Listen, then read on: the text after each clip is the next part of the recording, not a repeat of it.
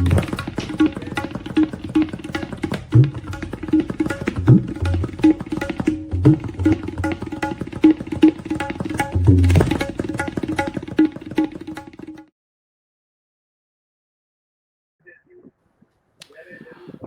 દર્શક મિત્રો, આજે આપણે વાત કરવી છે ગુજરાતમાં જે ચારે બાજુ વીજ આંદોલનો ચાલી રહ્યા છે એના સંદર્ભમાં. એમાં જામનગર જિલ્લામાં પણ આવું જ વીજ આંદોલન શરૂ થયું છે વાવડી ગામે, અને એમાં ત્યાં ખેડૂતો મોટા પ્રમાણમાં વિરોધ કરી રહ્યા છે અને સત્યાગ્રહ છાવણી પણ શરૂ કરી છે છેલ્લા 2 દિવસથી. અને વીજળીની જે કંપનીઓ છે એ કંપનીઓ સામે આંદોલન કરી રહ્યા છે, અને એટલા માટે આજે આપણે વાત કરવી છે કે ત્યાંના ખેડૂતો જે રીતે લડત આપી રહ્યા છે, પોતાના ખેતરોમાં વીજ લાઈન ગેરકાયદેસર નાખવામાં આવી રહી છે, આ બધા જ પ્રશ્નો ત્યાં આપણે જોઈ શકીએ છીએ. અને એટલા માટે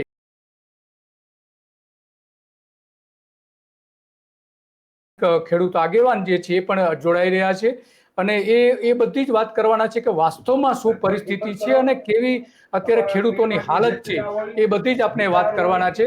તો ભાવેશભાઈ, કેવી પરિસ્થિતિ છે ત્યાં અત્યારે વીજળીની લાઈનમાં? કેટલા ખેડૂતોને અસર થવાની છે એ થોડી વાત કરશો કે શા માટે તમે વિરોધ કરી રહ્યા છો એના સંદર્ભમાં? તો આવો કેસિયા ગામમાં પણ આપણો અવાજ પીડીએફ ફાઇલ મળી હતી, લગભગ 70 ખેડૂતો પીડિત થયા હતા. હેલો ભરતભાઈ,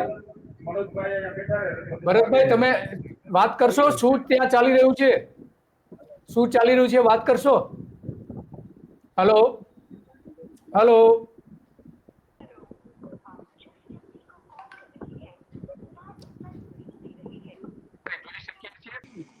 અને ઘણી પણ સીધા નીકળી જાય. નક્કી કર્યું હતું કે ધર્મ આ રીતે એકવાર સમય એવો આવ્યો કે ભાવેશભાઈ, ત્યાં જે તમે જે આંદોલન કરી રહ્યા છો વાવડીમાં, શું સમસ્યા શું છે થોડી વાત કરશો દર્શકોને? જી દિલીપભાઈ, હવે હાલ અમારે આજથી 1 મહિના પહેલા રિલાયન્સ કંપનીને જે 765 કેવીની મહા વીજ પોલ આવે છે, એ વીજ પોલ 1 મંથ પહેલા અહીંયા અમારા સરકારી ખરાબો છે અને રામદેવજી મહારાજની અમારી જગ્યા, રામદેવજી મહારાજની જગ્યા છે, એ જગ્યાની અંદર અમારે કામ ચાલુ છે. ગામની લાગણી છે, મંદિર 100 વર્ષ મંદિર જૂનું છે. તો અમારું કંપનીઓને કહેવાનું એવું છે કે ભાઈ ગામની અંદર જ્યાં તમે 765 કેવીના પોલ મંદિરની જગ્યામાં ઉભો કરો છો, તો મંદિરની જગ્યાની અંદર કંઈક વિકાસ કરી આપો. અને એક બીજો છે ગૌચર અમારો, અમે એવું કીધું કે ભાઈ ગામના વિકાસ થવા જોઈએ એમ. અને 9 પોલ બીજા છે જે ખેડૂતોની લાઈન આવે છે, એટલે 765 કેવીની આવડી મોટી લાઈન છે. પોતાના નફા માટે જે પ્રાઇવેટ કંપનીઓ બધું કામ કરે છે, તો ભાઈ ગામને કેમ ફાયદો નહીં, ગામના વિકાસ માટે કેમ ફાયદો નહીં, અમારો મુદ્દો આ છે. બરાબર છે. અને કેટલા ખેડૂતોને એમાં આમાં અસર થવાની છે, કેટલા ખેડૂતોને અસર થવાની છે? દિલીપભાઈ, આપનો અવાજ નથી મળી રહ્યો. હા, કેટલા ખેડૂતોને અસર થવાની છે? જી હા, બોલો. હેલો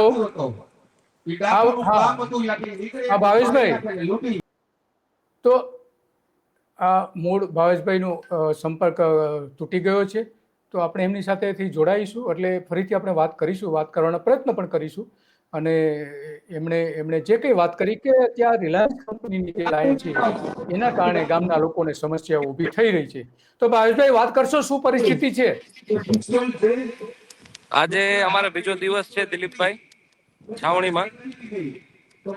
ગઈકાલથી અમે ઉપવાસ આંદોલન પર ગામના 6 લોકો છે અને બાજુના ગામથી ભાદરા ગામથી એક ખેડૂત મહેમાન છે, એ પણ અમારી સાથે ઉપવાસમાં જોડાયા છે. એટલે આજે સવારે એક અમારા ખેડૂત જે છે એમની એક તબિયત લડતી હતી, અને બીજા એક ખેડૂત છે એની અત્યારે પણ તબિયત ખરાબ છે, એટલે એમને પણ ઉપવાસના બાટલાનું બધું ચડાવવામાં આવે છે. છાવણીઓની અંદર આજુબાજુના બધા જ ગામના ખેડૂતો અત્યારે સામેલ થઈ રહ્યા છે. 2 દિવસથી કન્ટિન્યુ ચાલુ છે. બરાબર છે. અને આ જે વીજ પોલ આવી રહ્યા છે, તો ત્યાં ગામને કેટલા ખેડૂતોને અસર થવાની છે? સાહેબ, આ વીજ પોલ જે આવે છે એ ગામના ખેડૂતોને લગભગ ઓછામાં ઓછા થાંભલાઓ અને તાર સહિત ઓછામાં ઓછી માનું ને કે 350 જેવા ખેડૂતો છે. ઓહ આમ ઓહ તો સાડા આ ત્રણસો લાઈન કચ્છ થી લઈને અને રિલાયન્સ સુધી 250 કિલોમીટરની આખી લાઈન છે.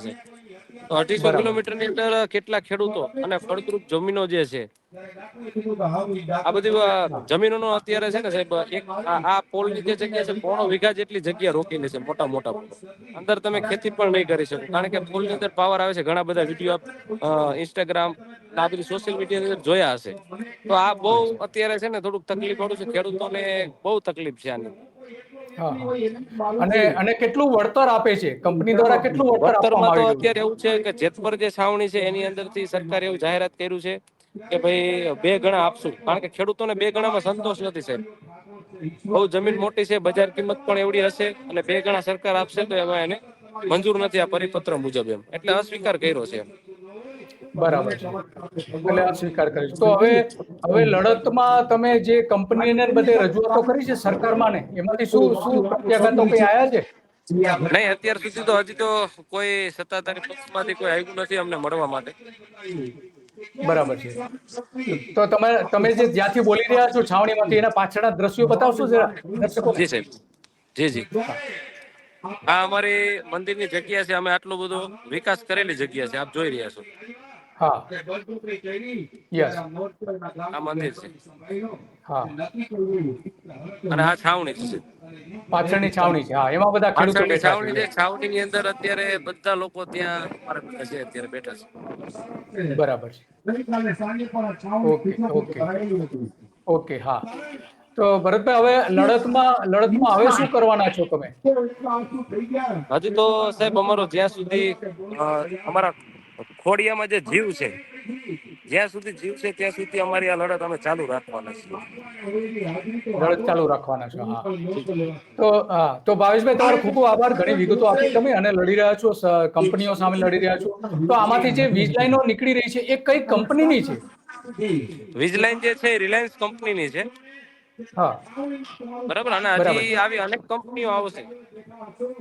અનેક કંપનીઓ કારણ કે આવશે. અનેક હા કંપનીઓના સર્વેયરો જે છે અત્યારથી સર્વે કરવાનું ચાલુ થઈ ગયા. સાહેબ આ કરોડિયાના માળા છે. આવી રીતે આખી લાઈનો પથરાઈ જવાની છે. ફળદ્રુપ જમીનો જે છે ને એ એક દિવસ રહેવાની નથી. હા યસ યસ બરાબર છે. તો ભાવેશભાઈ આપનો ખૂબ ખૂબ આભાર. આપણે ઘણી બધી વિગતો તમે આપી અને તમે જે લડી રહ્યા છો કંપની સામે, સરકાર સામે અને સરકાર પૂરતું વળતર પણ નથી, તો તમારો ખૂબ ખૂબ આભાર. અને આવા જ કોઈ બાબતો ઉપર આપણે મળતા રહીશું. ઓકે થેન્ક યુ દિલીપભાઈ. તો આ વાત છે કે ત્યાં જે વીજ લાઈનો નીકળવાની છે એ આખા ગામમાં અને એ આસપાસના વિસ્તારોમાં કરોડિયાનું ઝાડું જે રીતે ગુથાઈ જાય એ રીતે તેના વીજતાથી ગુથાઈ જવાની છે. ખેડૂતોને કેટલા મોટા પ્રમાણમાં નુકસાન થવાનું છે એના ઉપરથી અંદાજ આપણે મૂકી શકીએ છીએ. તો વાવડી આંદોલન જે છે એ ગુજરાતના જામનગર જિલ્લાના જોડિયા જે તાલુકો છે એ વાવડી ગામે ચાલી રહ્યું છે અને ત્યાંના ધારાસભ્ય જે છે જોડિયાના એ રાઘવજી પટેલ છે, ભારતીય જનતા પાર્ટીના, અને કૃષિ પ્રધાન રહી ચૂકેલા છે. અને ત્યાંના જે સંસદ સભ્ય છે એ સંસદ સભ્ય પણ ભારતીય જનતા પાર્ટીના પૂનમ માડમ છે. એ કોઈ આ ઇસ્યુ ઉપર વાત કરવા તૈયાર પણ નથી. અને આ હાઈ ટેન્શન લાઇન જે નીકળી રહી છે એના વિરોધમાં ખેડૂતો આટલા મોટા પ્રમાણમાં વિરોધ કરી રહ્યા છે, છતાં પણ આ નેતાઓ એની ખબર કાઢવા જતા નથી. અને ઉગ્ર વિરોધ પ્રદર્શન, છાવણી, સત્યાગ્રહ, છાવણી, ઉપવાસ આંદોલનો બધા કરવા પડે છે. અને એટલા માટે ખેડૂતોની જે કિંમતી જમીનો છે એના ઉપર આ ટાવરો ઊભા કરવામાં આવી રહ્યા છે. 350 ખેડૂતોને એની અસર થવાની છે. બહુ ગંભીર બાબતો છે અને આંદોલન હવે ઉગ્ર સ્વરૂપ પકડી રહ્યું છે. કિસાન સત્યાગ્રહ પંજાબમાં જે થયું હતું એ રીતે અને આમરણાંત ઉપવાસ 7 ખેડૂતોએ શરૂ કર્યા છે. અને એ બધામાં આપણે જાણીએ છીએ કે એમણે અન્ન ત્યાગ કરી દીધો છે, માત્ર પાણી ઉપર રહ્યા છે. અને જે રીતે ભાવેશભાઈએ વાત કરી કે કેટલાકની તબિયત પણ ખરાબ થઈ છે, તો કિસાન સત્યાગ્રહ છાવણી જે ઊભી કરવામાં આવી છે જ્યાં ખેડૂતો એકઠા થઈ રહ્યા છે એના દ્રશ્યો કેટલાક આપણે જોઈએ કે કઈ રીતે ખેડૂતો આંદોલન કરી રહ્યા છે એ આપણે જોઈ શકીએ છીએ. એના દ્રશ્યો આપણે જોઈ શકીએ છીએ કે સ્પષ્ટપણે આ રીતે ખેડૂતો આંદોલન કરી રહ્યા છે. બેન્ડ વાજા સાથે નીકળ્યા છે અને આસપાસના ગામડાઓ જે છે એ સમર્થન આપી રહ્યા છે. લીંબુડા છે, અણદા છે, ભાદરા છે, કેસિયા છે, મોતીબાનું ગામ છે અને રામપર વગેરેના ખેડૂતો સમર્થન આપી ચૂક્યા છે. અત્યાર સુધી આપણે જાણીએ છીએ. નથી કોઈના બાપની જમીને આપણા ઘરની નથી કોઈના બાપની જય જવાન.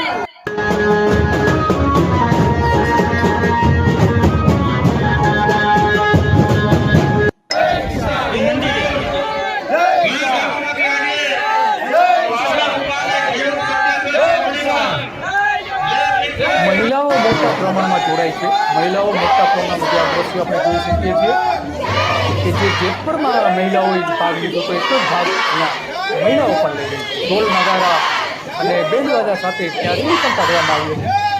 સામૈયા કરવામાં આવ્યા હતા. બાળાઓએ સામૈયા કરી હતી. પરંપરા આજુબાજુના ગામથી પધારેલા મહેમાનો, આપણે જોઈ શક્યા છીએ. મીડિયા કર્મીઓ, સાઉન્ડ સિસ્ટમ દ્વારકા બાજુના બારાણી પંથકમાં હોય તો છતાંય આ બેડી મૂંગી સરકાર અને કંપનીઓ લસની મસ નથી. એમનો જીવ જશે પણ જમીન નહીં. તેમજ 12 ગામથી પધાર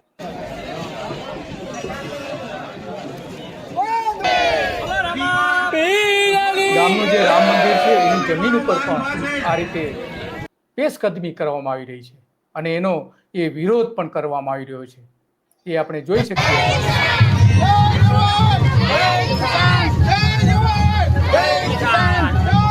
આ રીતે શોભાયાત્રા પણ કાઢવામાં આવી હતી અને મોટી સંખ્યામાં ગ્રામજનો મોટા પ્રમાણમાં લોકો તેમાં જોડાયા હતા.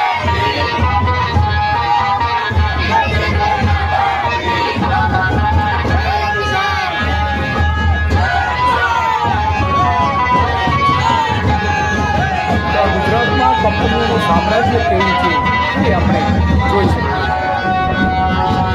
ગામના લોકોનો આટલો મોટો વિરોધ હોવા છતાં પણ જો કંઈ ન થતું હોય તો બહુ ગંભીર બાબત છે.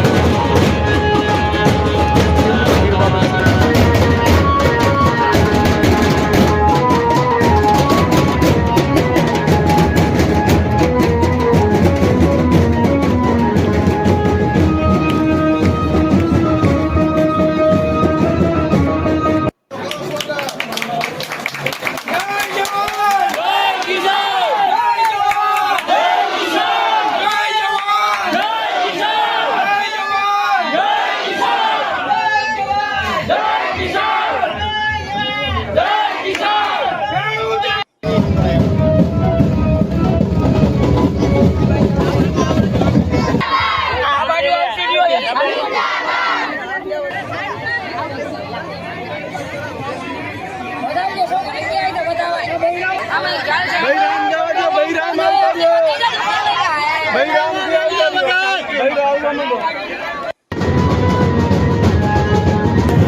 આ રીતે બાળાઓ પણ આંદોલનમાં આ રીતે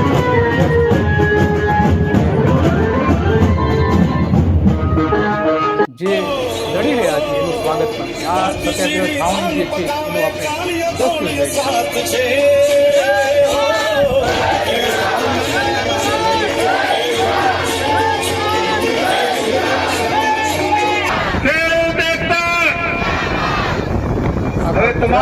આ રીતે વિરોધ થઈ રહ્યો છે ચારે બાજુ.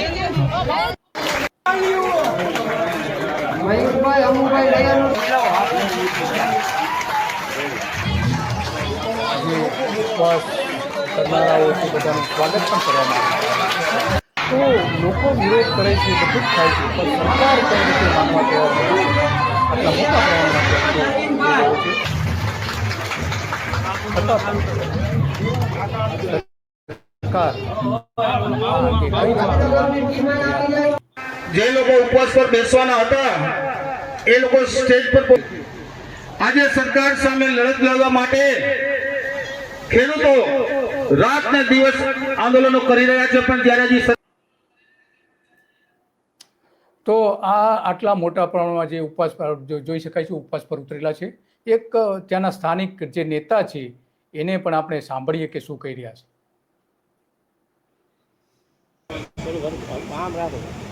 નજીક રાખજો, આમ ઉભા રહ્યો એટલે દુબઈનું એક સપનું હતું, કરલો દુનિયા મુઠ્ઠીમાં. અત્યારે આ સપનું એનું સાચું પડતું દેખાય છે. આપણે લડત આપવી ને તો એની મુઠ્ઠી ખુલ્લી રહેશે. નકર ભાઈ જે છે એ સત્યાગ્રહ છાવણીમાં આ રીતે લોકો વિરોધ કરી રહ્યા છે. છતાં પણ આ જે ભારતીય જનતા પાર્ટીની સરકાર છે, ભૂપેન્દ્ર પટેલની સરકાર, એની વાત સાંભળવા તૈયાર નથી. ખેડૂતોની 350 ખેડૂતોની કિંમતી ફળદ્રુપ જમીન જઈ રહી છે, એનો વિકલ્પ પણ છે. ખેડૂતો તેનો વિકલ્પ પણ બતાવી રહ્યા છે કે વીજ લાઈન જે પસાર થઈ રહી છે એ દરિયાકાંઠે નાખી શકાય એમ છે.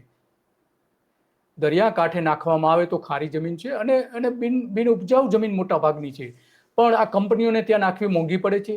રિલાયન્સ અને અદાણી જેવી કંપનીઓને ત્યાં મોંઘું પડે છે અને એટલા માટે ત્યાં વીજ લાઈન નાખતી નથી, પણ ખેડૂતોના ખેતરમાં નાખે છે કે જેથી કરીને એનું જે ઇન્ફ્રાસ્ટ્રક્ચર છે એ વર્ષો સુધી ટકી રહે. જો દરિયાકાંઠે નાખવામાં આવે તો એ ઇન્ફ્રાસ્ટ્રક્ચર એને ઘટી જાય. તો આ મૂળ વાત હતી આજે, અને એટલા માટે વાવડીની વાત કરી કે હવે એક નવો મોરચો ખુલી ગયો છે, નવું આંદોલન ત્યાં શરૂ થયું છે અને રિલાયન્સ જેવી વીજ કંપનીઓ સામે નવું યુદ્ધ પણ શરૂ થયું છે. અને એટલા માટે આ બધી જ બાબતો ખરેખર સરકારે ગંભીરતાથી લેવી જોઈએ અને એનો ઉકેલ લાવવો જોઈએ. ખેડૂતોને જે 200% સહાય આપવાની વાત કરી છે એમાં માત્ર 3% જ ખેડૂતોને સહાય મળવાની છે, બાકીનાને તો 200% મળવાની નથી. તો આ તાત્કાલિક ધોરણે સરકારે ઉકેલ લાવવો જોઈએ એવું ખેડૂતોની પણ માંગણી છે. બસ આજે આટલું, અને આવી જ બાબતો ઉપર આપણે મળતા રહીશું. નમસ્તે.